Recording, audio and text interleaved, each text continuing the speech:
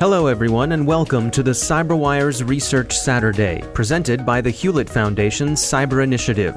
I'm Dave Bittner, and this is our weekly conversation with researchers and analysts tracking down threats and vulnerabilities and solving some of the hard problems of protecting ourselves in a rapidly evolving cyberspace. Thanks for joining us. And now a moment to tell you about our sponsor, the Hewlett Foundation's Cyber Initiative. While government and industry focus on the latest cyber threats, we still need more institutions and individuals who take a longer view. They're the people who are helping to create the norms and policies that will keep us all safe in cyberspace. The Cyber Initiative supports a cyber policy field that offers thoughtful solutions to complex challenges for the benefit of societies around the world.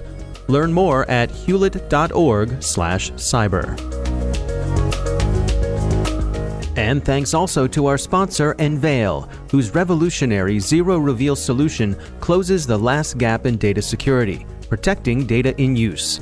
It's the industry's first and only scalable commercial solution, enabling data to remain encrypted throughout the entire processing lifecycle. Imagine being able to analyze, search, and perform calculations on sensitive data, all without ever decrypting anything, all without the risks of theft or inadvertent exposure. What was once only theoretical is now possible within Vale. Learn more at nvale.com. So we discovered a URL that spoofed a university login and essentially worked our way back from there.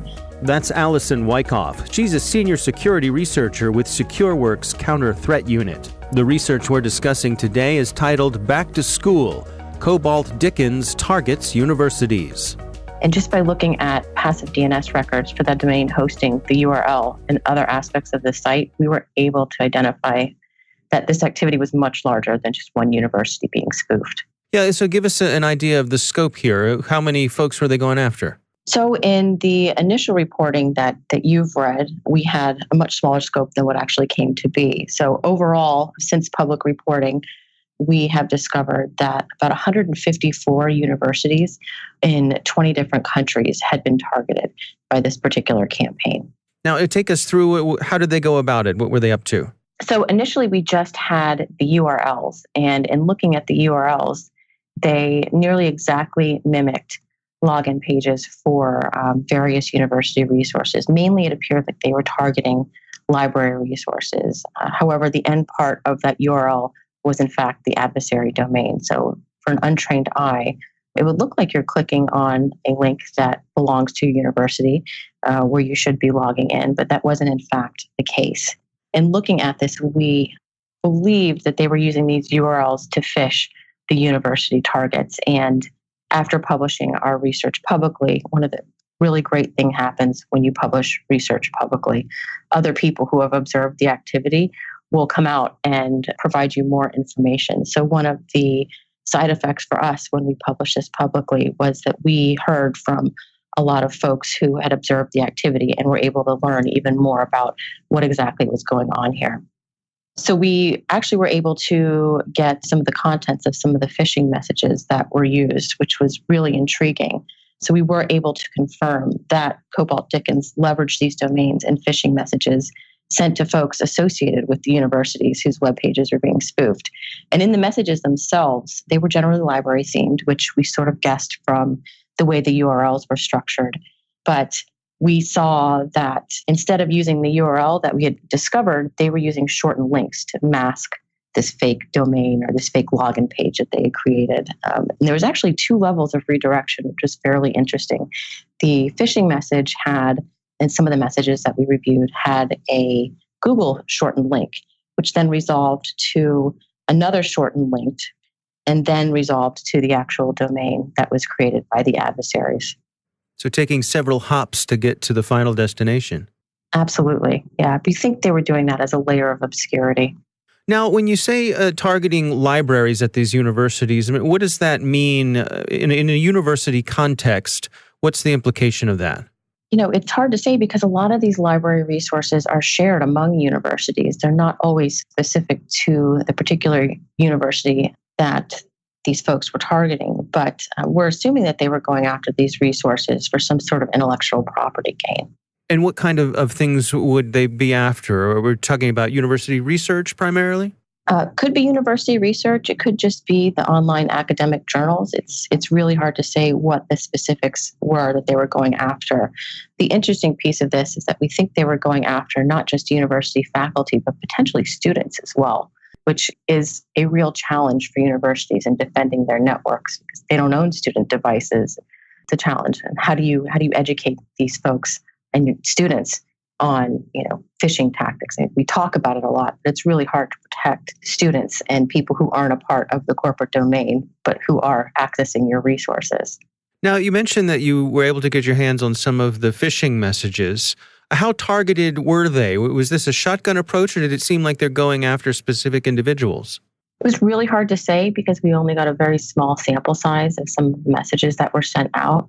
So it was difficult for us to determine whether it was one specific type of user within the university or if it was limited to a particular subset of the university. Very hard to say. Was there anything to be gleaned from the targets that they chose? Was there any pattern to that? Were they going after specific European countries or North American countries? Or was there anything from there, or was it fairly random? So the targeting was fairly random, I'd say. There was a pretty large smattering of universities targeted in the U.S., but I'm not sure if that was because there's just a lot more land space in the U.S. and there's a lot more universities to go after. We couldn't determine if there was a specific type of university that they were going after either. So tell me about Cobalt Dickens. What is this group? Who do you think is behind this? So Cobalt Dickens is a nomenclature that Secureworks used to identify the cluster of threat activity, but we believe it's associated with the Iranian government. The activity that we saw was very similar to activity that was reported on earlier in the year by the U.S. Department of Justice. They actually issued an indictment on an Iranian company and several Iranian individuals associated with that company that performed similar activity over the course of 2013 to 2017. Now, have you seen any shift in their activities since your research has been published? Have they backed off any, or they still seem to be at it? Well, the days following the publishing of our research, we did see a couple more domains being created, which was interesting. But the more intriguing aspect of this particular campaign is that it's nearly identical to a lot of campaigns that were associated with this adversary prior to the public disclosure by the Department of Justice. And are those campaigns that you all were tracking as well? This is the first time we've directly observed this activity, but we were aware of the activity happening prior. I see.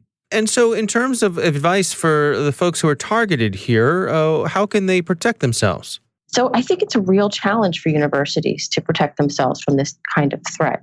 Again, they don't own their student resources. And in this case, we think that some students may have been targeted, again, because it doesn't matter if it's student or faculty in terms of getting access to the resources. They just wanted them.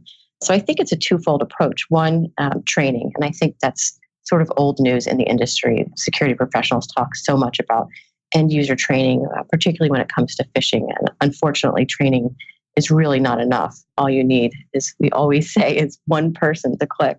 But I think really considering multi-factor authentication on sensitive resources, anything that can be accessed remotely outside of the university network with a username and password, if it's really important to the university, we really need to consider some additional factor outside of the password to secure that resource.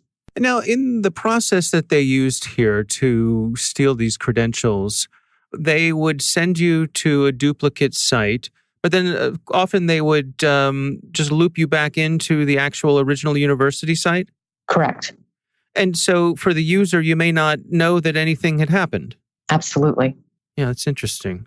Yeah, and the sites were very tricky too. So we learned that in addition to moving folks to the legitimate site, on the spoofed site, the adversaries created certificates. So, the average end user doesn't look to see what certificates issued to the site that they're logging into. They just look for that little lockbox or, HTTPS in the URL to think, oh, okay, well, I'm at a secure site. This must be the site I'm logging into. So we think that those certificates were created to make the sites appear more legitimate. Yeah, no, it's interesting. It's almost camouflage, like you said, it's the shorthand. And as you said earlier, I would imagine, especially for students who may not be as sophisticated, they see that lock and they think, I'm logged into my university portal here and everything's fine. Agreed. So before we went public with this particular piece of research, we worked really hard to notify the registrars who were hosting the malicious domains. We also got in touch with law enforcement in many of the affected countries, as well as a lot of the national search, just to make sure that we could actually disrupt this campaign. So we found it very early on in the stages, so much so that infrastructure was still being created around it. We are hoping that we were able to disrupt this campaign in some way, shape, or form. Now, how about, have you gotten any feedback from the universities themselves? Any contact and responses from them? We haven't, and I wouldn't expect to for ones that aren't Secureworks clients. But I'm sure that in light of the dollar amount of content that was stolen initially by this group, I'm sure that they're grateful that these domains have been turned off. Right. They benefit from the attention from law enforcement and the interruption of the campaign in general. Absolutely. Our thanks to Allison Wyckoff for joining us. She's from the Secureworks Counter Threat Unit research team. The research is titled Back to School, Cobalt Dickens Targets Universities. You can find it on the Secureworks website. We'll have a link in the show notes. Thanks to the Hewlett Foundation's Cyber Initiative for sponsoring our show. You can learn more about them at hewlett.org/cyber.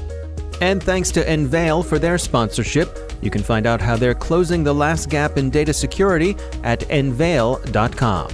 The CyberWire Research Saturday is proudly produced in Maryland out of the startup studios of Data Tribe, where they're co-building the next generation of cybersecurity teams and technology.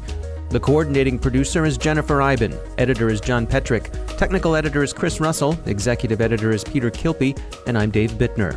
Thanks for listening.